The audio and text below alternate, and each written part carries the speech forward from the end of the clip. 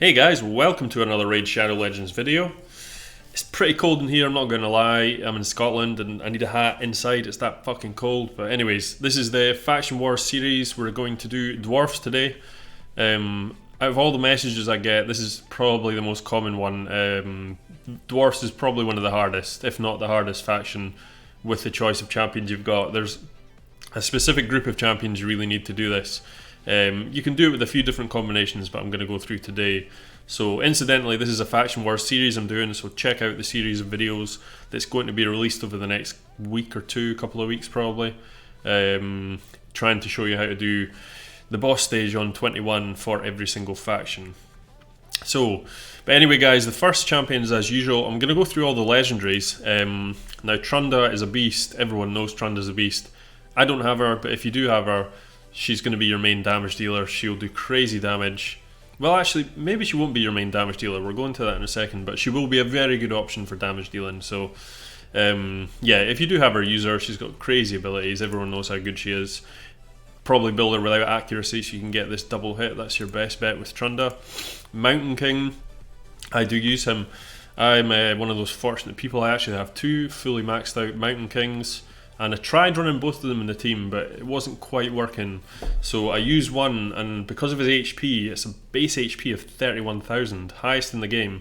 And he's got crazy power as well.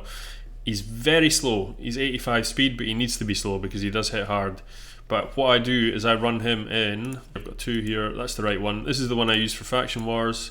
So he's 111,000 health, 2.6 attack, 2.3 defense. That seems to be enough. He doesn't have great crit rate with the gear I'm in just now, but I swapped over some gear for my arena team champions, so he did have 100% with all this crit damage, but at the moment he's not running it. But he was fine, he completed Faction Wars for me. Yeah, you want crit damage gauntlets, and you want this shield set on. That's really important. This shield set will get you through those first awkward waves. So yeah, Mountain King's good. It's mainly damage dealing. He's not got anything that you need accuracy for. Doesn't put any debuffs.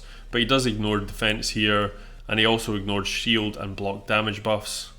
That is good. This probably Molly is the MVP, just to get you through those first two waves, because it's not easy with Dwarfs, but she will totally sail you through those first two waves with her AoE provoke. It's really strong, and she can also revive people when she gets to the boss, so she's super useful. Also filling the turn meters of when she gets hit, and that works well with her provoke. There is no way to make her hit hard. I've tried. Yeah, I've really tried, and it just doesn't work. So don't even try and build her for damage. Just forget about crit rate and crit damage. Just get her loads of speed, loads of accuracy, and good solid defense and HP so she can take a hit, and that's all you need her for. Torment, another guy I don't have. I missed out on the fusion back in the day. He would be very useful for it. His freezes can come in handy. He's just an all-round solid champion, so if you do have him, I would use him. Now, out of the epics, this is where the Dwarfs kind of lack. As you can see, compared to someone like Undead Hordes, you've only got a choice of 5. Fortunately, all 5 of them are extremely good, with the exception of Fellhammer. I probably wouldn't use. I mean, his abilities just aren't any use really in the Faction Wars. But we'll start with the Grizzled Jarl. Now, this guy is the most. You need this guy. Like every single Faction Wars 21 team that I've seen has Grizzled Jarl in it. You need this block debuffs basically, and it's the only guy that can do it, because the boss will throw a bunch of debuffs onto you right away. This guy will put the block debuffs on, he'll stop that stun hitting and the true fear, and it'll give you that extra turn or two to kill the boss. If you are stunned and feared, you're going to lose that turn, he's going to get 2 turns, and you're going to be dead before you know it. So this is super important. Really important. He can also put a decreased attack down, which is super strong too, and he puts a heal reduction, which is not much use, but these two abilities are really powerful. Build him with a ton of accuracy, loads of speed, and loads of defense. Again, that's all you really need to do with him. Rearguard Sergeant, I've seen people running 2 of these in the Faction Wars 21 team. I just ran 1, but her heal and her ally protection is super important. Again, puts a decreased attack, but also has a pretty decent decreased defense on her A1, which is super strong. The Rockbreaker, he's actually really good as well. Decent damage here. He's also got a provoke, but it's only for 1 turn. And you also, I just feel Molly's obviously a better choice. He's not quite as hard as Molly, so he doesn't take as much damage. He's also got this counter attack thing in, which doesn't come in that useful. So yeah, he is good, but I would say Molly's better. But you can use Rockbaker if you need to.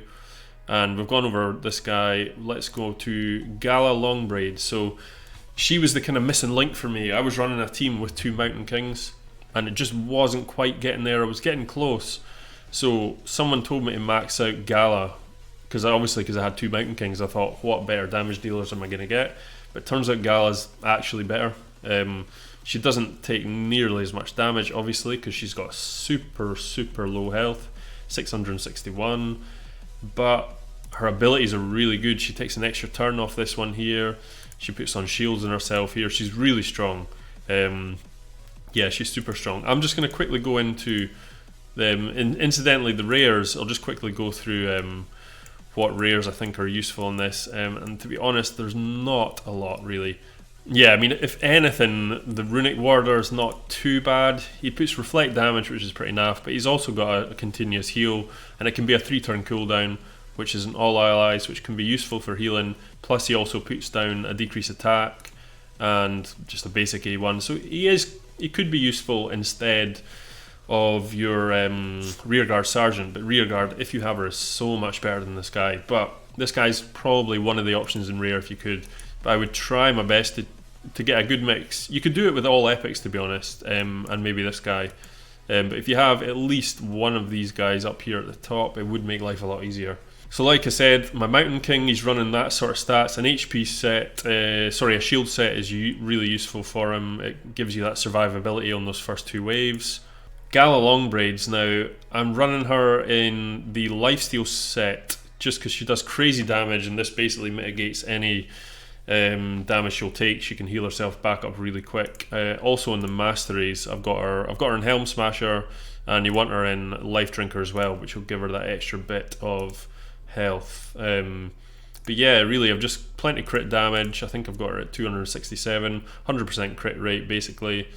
You don't really need a ton of attack. Most people run her about 4 or 5k attack, especially for arena, but this works for me, and it means I can pump nearly 50k HP out of her, which meant with the lifesteal set I was able to heal up really quick and keep her surviving, because a 1.2k defense is not great for this level of content.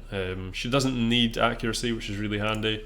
As you can see, I've not even maxed out half the gear on her, and I still managed to do it no problem. So that's her. Grizzle Jarl, I keep swapping all my gear about. I wish, player please quickly go and put in this ability to like have a free weekend of like swapping gear about, because I'm spending a fortune on silver just swapping gear between champions all the time for faction wars. So yeah, he's got gloves on as well, obviously, but I've taken them off for another faction at the moment. So he's normally running about 4.5k defense, I think it's about 220 speed with the gloves, because they're quite good gloves, and about 45k HP. I think that's what it was. Want him about 240 accuracy. Yeah, that's kind of roughly all you need for him. Just enough speed, accuracy and defense to help him survive and put stuff down.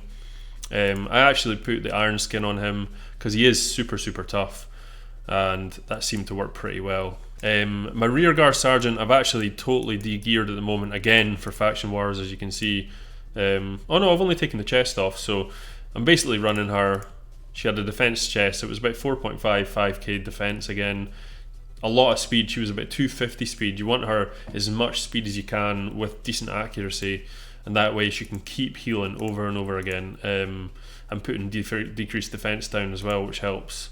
So here is the run, folks. We've just jumped in at round 2. So the first wave is pretty easy, to be honest. You can kind of just auto it, so I'm not going to go through that.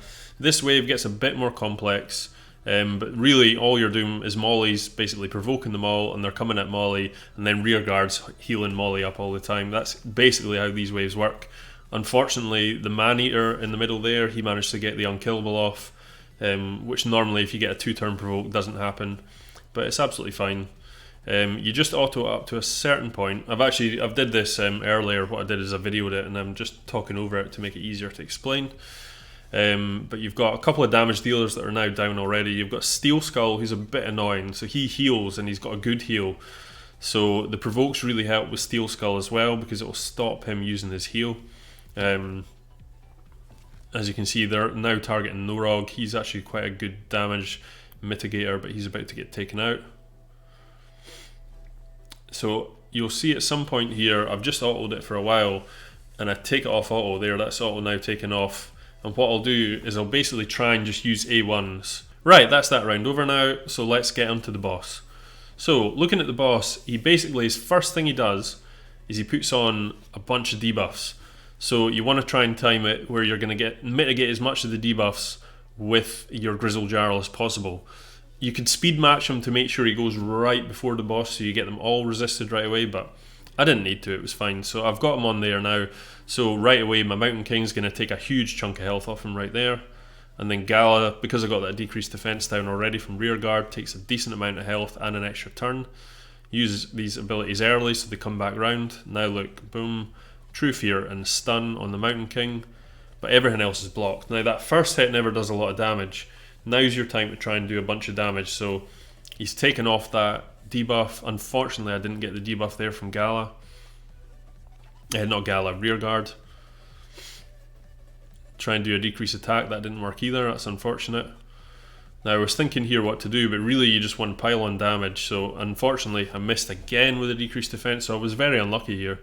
But look at Gala, she's doing some crazy damage. Luckily I got a counter attack there, but again missed the decreased defense. But the good thing is now I know for a fact rear guard is going to be targeted again, so I'll go for decreased defense again. There, we got it. And she's going to get hit this next time, which is fine, she's on low health anyway. And that means boss is already at low health. Now we can use Molly to pick her up. So I'm just going to be really play it safe here. He's got low turn meter, but when you hit the boss in this one, his turn meter goes up, so I can't rely on that going back round a full turn to get the block debuff. So I just stuck it on right now and hoped Gala did a ton of damage, just like that. Picked up the rear guard, and then use the heal and the ally protection here. And at the moment I think I'm still getting the block debuffs on the Grizzle Jarl, but it's actually not worked at all, but he's just about dead anyway.